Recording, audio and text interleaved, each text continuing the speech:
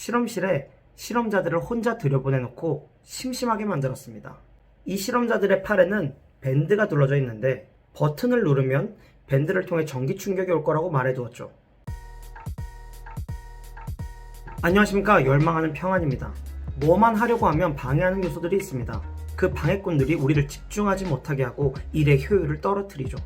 초집중의 저자 닐의 이알은 뭔가 하려고 하는 사람이 되지 말고 방해받지 않는 사람이 되라고 이야기합니다. 우리는 왜 방해받고 왜 더 나은 판단에 반대되는 일을 하는가? 라는 플라톤의 질문에 깊게 생각해보면 우리는 왜 행동을 하는가? 라는 질문에 도달하게 됩니다. 이걸 두 글자로 동기라고 부르고, 이 영상을 보실 만한 분들의 최고의 관심사, 동기부여를 스스로 잘 하기 위해서는 반드시 점검해 봐야 하는 부분입니다. 많은 사람들은 동기가 쾌락 추구나 고통 회피에서 온다고 이야기합니다. 하지만 신경학적, 생리학적 원인으로 살펴봤을 때 우리를 움직이게 하는 이유는 한 가지입니다. 바로 불편한 감정이죠.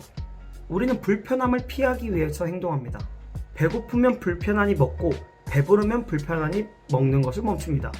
추위에 불편함을 느껴 겉옷을 입고 더운 것이 불편하면 벗는 것처럼 우리의 생리적 감각도 불편함이 되어 동기가 됩니다. 그뿐 아니라 불확실함이 불편해서 구글에 검색하고 심심한 것이 불편해서 인스타그램을 하는 등 모든 일상에 다 적용되는 이야기죠.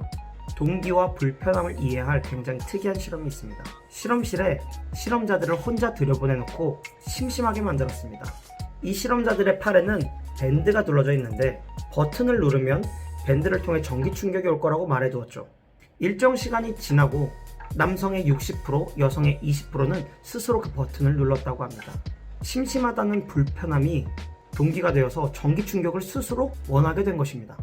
뇌는 생각을 영원히 반복하도록 설계되었습니다. 그렇기 때문에 본능적으로 지루함을 느끼고 새로운 행동을 찾으려고 하죠. 불편함으로부터 개선하기 위해서요. 뇌가 대단히 잘하는 것은 패턴을 일치시키는 것입니다. 뇌가 불편한 것을 찾으면 그 불편을 해소할 방법을 찾고 그 행동을 반복해서 습관을 만들어냅니다. 바로 이 패턴이 생물에게 뇌가 존재하는 이유라고 볼 수 있죠. 우리가 한 가지 행동을 지속할 수 없는, 쉽게 말해 집중할 수 없는 상태가 불편함 때문이었다는 것을 깨달았다면 대처 방안을 찾아야 합니다. 불편을 관리해야 시간이 관리되죠. 대처 방안으로는 두 가지 방법 중에 하나를 선택할 수 있습니다. 첫 번째, 불편을 주는 것을 제거하는 방법. 근원을 제거하는 것은 매우 효과가 탁월하지만 그것이 불가능할 때는 두 번째, 불편함에 대처하는 방법을 바꿔야 합니다. 우리가 집중해야 할 것은 감정에 반응하는 방식을 바꾸는 것입니다. 난 그걸 절대 하지 않을 거야 라는 엄격한 자세는 오히려 역효과를 불러일으킬 수 있습니다. 특히 중독성이 강한 행동에 대해서요. 마치 고무밴드를 잡아당기는 것과 같습니다. 고무밴드를 자꾸 잡아당겼다가 놓으면 원래 있던 자리에 딱 와서 멈추는 것이 아니라 더 갔다가 돌아오죠. 오히려 억지로 참아야지 했기 때문에 불편함이 발생해버린 것이 문제가 됩니다. 이 억제하던 것이 어쩌다가 해소되었을 때 나오는 도파민으로 쾌감이 극대화되고 이것이 반복되어 중독이 되는 것입니다. 특히 담배도 마찬가지죠. 니코틴이란 성분이 중독을 가져오기도 합니다만 대부분은 충동을 억누르는 자제력이 불편함을 크게 한 만큼 뇌에서는 불편을 해소하고 쾌락을 얻고 싶은 충동도 커지는 것입니다. 여러분, 이 충동에 휘둘릴 때 10분의 법칙을 이용해 보십시오. 예를 들어 당장 간식이 먹고 싶다면 스스로에게 딜을 합니다.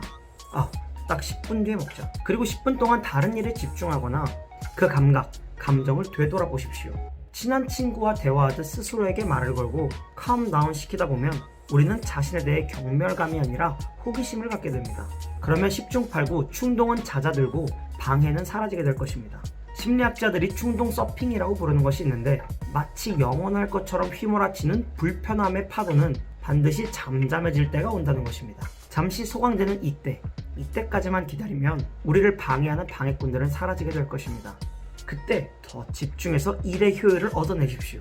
깜깜한 골목길이 무서운 것처럼 불안은 무지로부터 옵니다. 저는 여러분이 꼭 필요한 지식과 지혜를 얻어 인생의 평안을 얻으시기 원해 오늘도 영상을 찍었습니다. 여기까지 들어줘 고맙습니다.